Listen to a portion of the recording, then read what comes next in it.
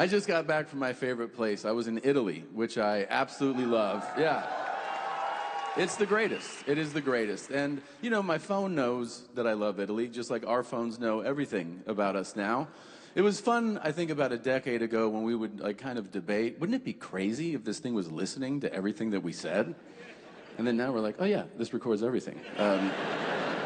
Everything I say, text, think, it's just there. I mean, unless you're one of these people who happens to believe, you're like, oh yeah, you know, I was having a conversation with someone about a bread basket from Croatia in the 1700s, and then I opened my Gmail, and it was like, you looking for a Croatian bread basket?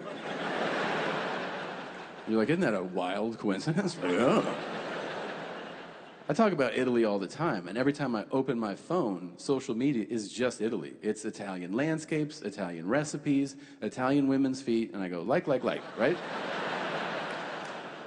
But whenever I see landscape shots of Italy, there's always a guy on a Vespa. You know, those little scooters, and they're zipping around, and they're dreaming of marinara, or whatever they do. Yeah. And whenever I see a guy on a Vespa, internally to myself, I go, that's gay, right? But when you're there and you see one, you're like, no one will know, right? So I rented one, and it was the single most joyful experience of my entire life, including the birth of my children. It was fucking amazing. I was making up reasons to take that thing out. I was just like, we don't have any butternut squash. I gotta go. Couple days into it, I started making up a narrative in my head. I was like, yeah, this is the same as a Harley. This is the same shit. This is my hog. Another day went by. I was like, I am getting one of these as soon as I get back. I started shopping online. I was like, do I want a blue one? Yeah. Do I want a basket? Fuck yeah, I want a basket on that. And then I got back to the US of A. And within moments, I was like, oh, there's not a fucking chance. Like, I'll get beat to death at a red light in one of these. And that's when you realize that Vespas are the pickleball of the motorbike world. They just are. Yeah. It is simply a substitute for the real thing. Just say you suck at tennis, you fucking cuck. Like, nobody wants to hear that you're excelling at a make-believe sport. Now, no, but it's so social. Anyone can do it. That's why you do it. You're soft. Now, I've always had a fascination with languages. If you don't know, half my family is from South America. They're from Peru. I've been going there, yeah. I've been going there my whole life, and my relatives have been visiting me my whole life. Did you know that every time one of my 288 cousins comes to visit me, they always say the same sentence incorrectly, and they have for over 30 years. One of them will be visiting, and during their visit, one of them will come up to me and go, Tommy, I have to make a shit. And I go, I understand. And if you speak any Spanish, you realize what's happening. It's a literal translation. Because in Spanish, you would say hacer, which is to make, which, to be fair to all Spanish speakers, it is exactly what you are doing. You are, in fact, making shit. But I always correct them to be polite. I go, yeah, we don't say that here. Here we say I have to take a shit. And they always go, why? I will not take it anywhere.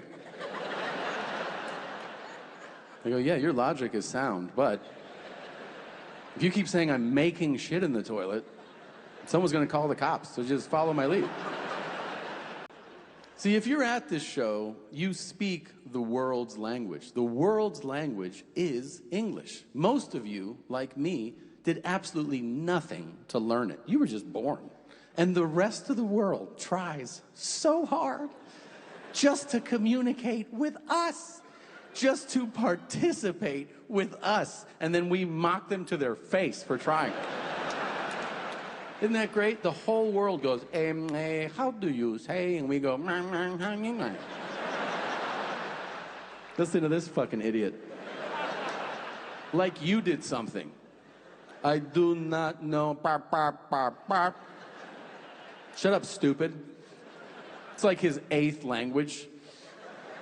Some fucking redneck's like, hey, motherfucker, you don't fucking talk good. Fucking don't talk so much. And you're like, yeah. Yeah, what he said, for sure. You can do that if you want. You can mock people who have not mastered what you have. It's rude, and with language, you're going to hurt people's feelings. But you know what everybody enjoys? Everywhere. I swear, everywhere. If you can do an accent well, people treat you like you're a goddamn magician. They love it. Go try it at work on Monday. Just go to work and be like, hello, mate. Would you like a biscuit with your tea? Someone in your office is going to go, nuh-uh. And you can do all the, you can walk around. Would you like a croissant with your coffee? Would you like to mange my anus? Whatever, say whatever you want. And you can do all the accents. Obviously not Asian, which is a bummer because that's the most fun one to do. You'll continue to do that, of course, when you're alone and with friends and with family and in the shower and in the car and with lovers, because there's nothing better than doing it, but you can't do it, you know? You can do a little, you can do a note. It's sort of like you can walk up to a piano and you can hit a key, right? You can be in public and go like, oh, like that. You know. People still get jumpy. They'll be like, what the fuck are you doing? You can't go the whole way. You can't be like, I wouldn't like you, mom, pass up, when you touch me. You can't, I did it to show you, but you can't do that.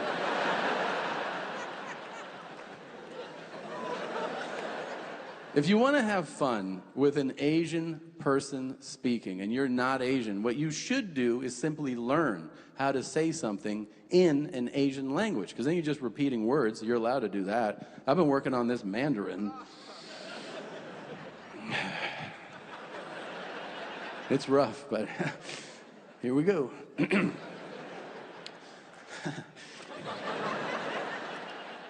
Saunya tabucher.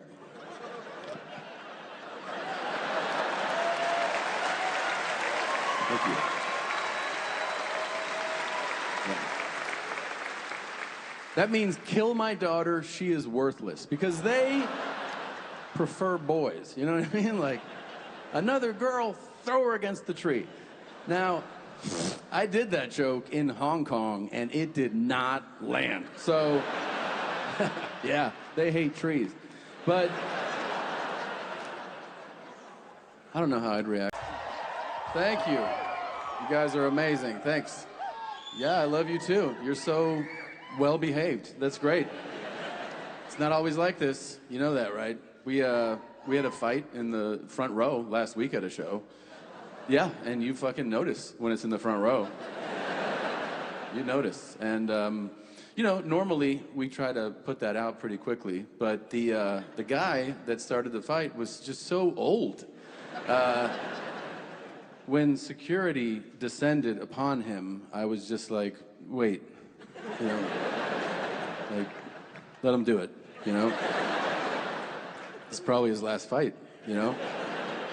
I'm sure it was. He was very old, and he was punching another guy, but he was making like old sounds as he was like, ugh. Like it was.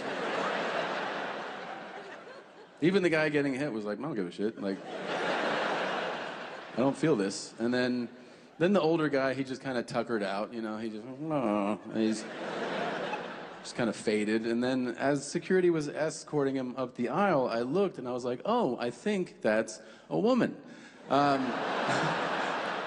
It was the hair. You know how women will sometimes hit a certain age where they don't want you to try to fuck them anymore, and the hair goes first. You know, they just go, and then we all go, oh yeah, don't try to touch her. I got it. This goes, the vagina closes, the hair goes, and we all go, she's off limits. So, whoever it was, rest in peace.